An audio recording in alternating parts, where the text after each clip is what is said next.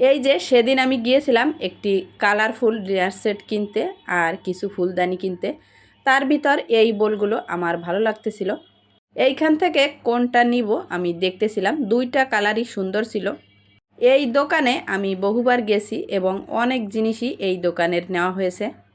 আশেপাশে যতগুলো দোকান আছে প্রাইস প্রায় একই রকম।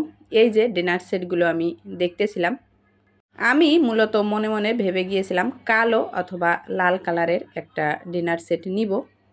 বেশিরভাগ ডিনার সেটই ছিল সাদা কালারের।